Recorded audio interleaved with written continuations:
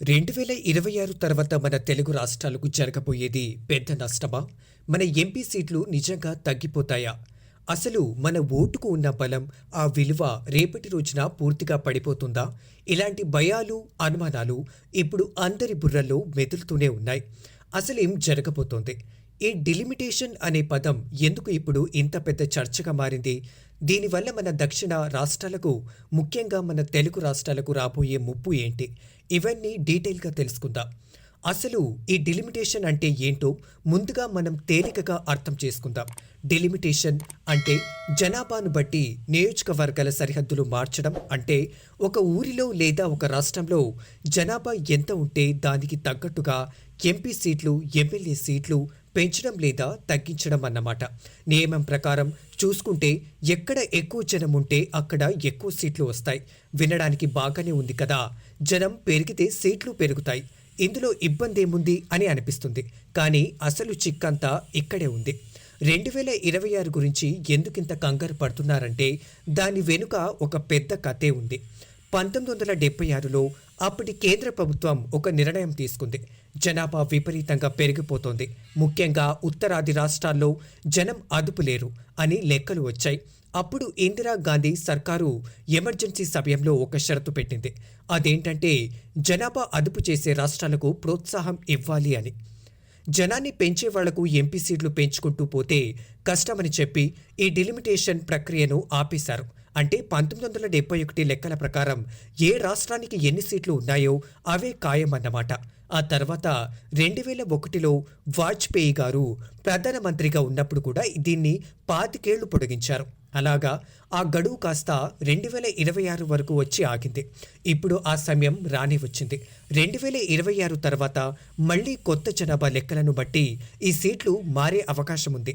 ఈ కొత్త లెక్కల ఆధారంగానే దేశంలోని మొత్తం ఎంపీ నియోజకవర్గాలకు మళ్లీ మార్చబోతున్నారు. ఇక్కడే మన తెలుగు రాష్ట్రాలకు, మొత్తం దక్షిణ మధ్య రాష్ట్రాలకు అసలు భయం మొదలైంది.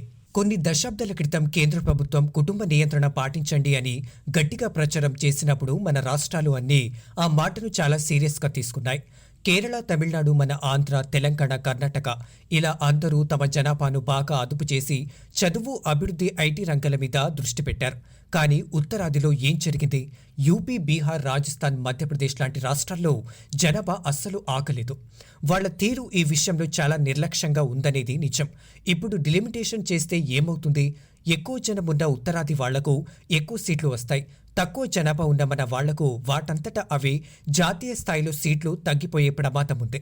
అంటే దేశం మాట విని జనాభా అదుపు చేసేందుకు గాను మనకే పెద్ద దెబ్బ పడబోతుంది అన్నమాట. కొన్ని అంచనాలు చూస్తే ఎవరికైనా బుర్ర పాడవడం ఖాయం. ఇప్పుడు మన లోక్సభలో 543 ఎంపీ సీట్లు ఉన్నాయి కదా. కొత్త పార్లమెంటు భవనం కట్టిన తర్వాత ఆ సీట్లను 828కి పెంచారు. అంటే రాబోయే రోజుల్లో ఎంపీ సీట్లు 800కు పైగానే ఉండబోతున్నాయి అని అర్థం.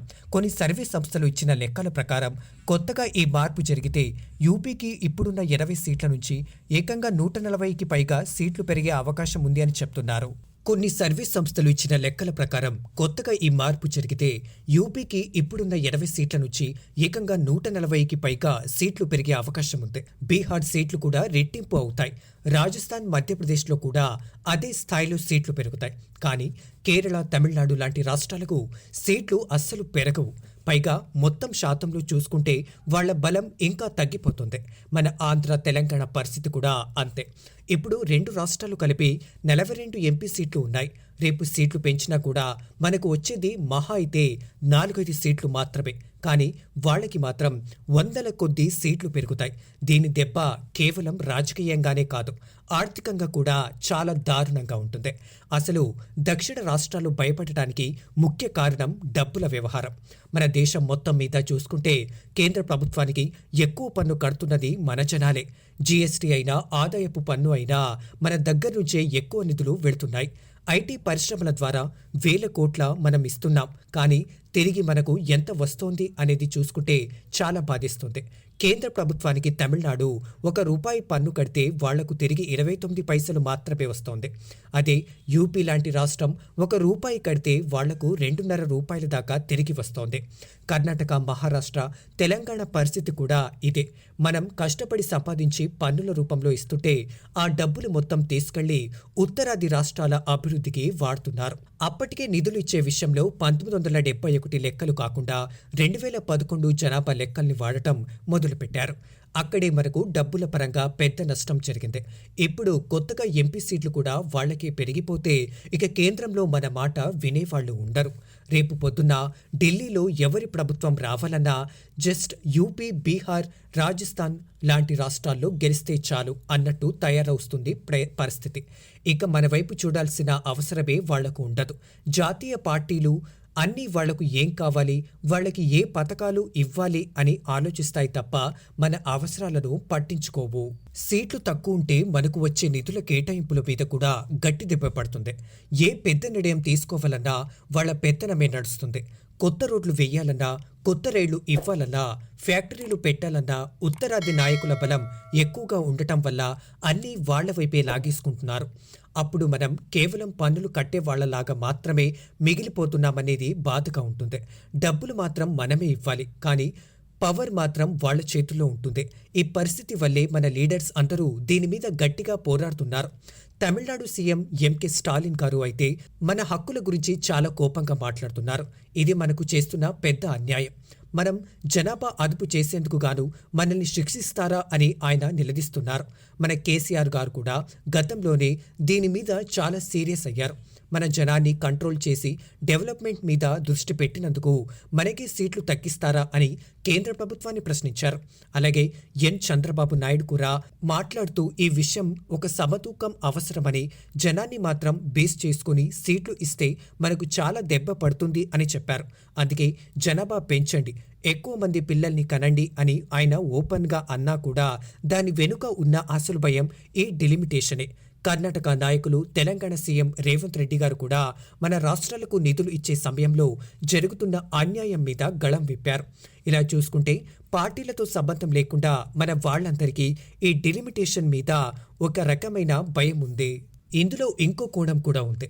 కొంతమంది ఉత్తరాది నాయకులు ఏమంటారంటే ప్రజాస్వామ్యంలో ఎప్పుడైనా మనుషులకే విలువ అంటారు. అంటే ఎక్కువ జనమున్న రాష్ట్రాలకు ఎక్కువ ప్రాతినిధ్యం ఇవ్వడంలో తప్పేముంది అని వాళ్ల వాదన. రాజ్యాంగం ప్రకారం చూసుకుంటే పౌరులందరికీ సమాన హక్కులు ఉంటాయి. ఇప్పుడు యూపీలో ఒక ఎంపీ 25 లక్షల మందికి ప్రాతినిధ్యం వహిస్తున్నాడు. అదే మన దగ్గర 15 లక్షల మందికి వహిస్తున్నాడు. ఒక యూపీ ఓటరుకు, ఒక ఏపీ ఓటరుకు సమానమైన పవర్ ఉండాలి కదా. అలాంటప్పుడు జనాభాను బట్టి సీట్లు పెంచడమే కరెక్ట్ అని వాళ్ల వాదన.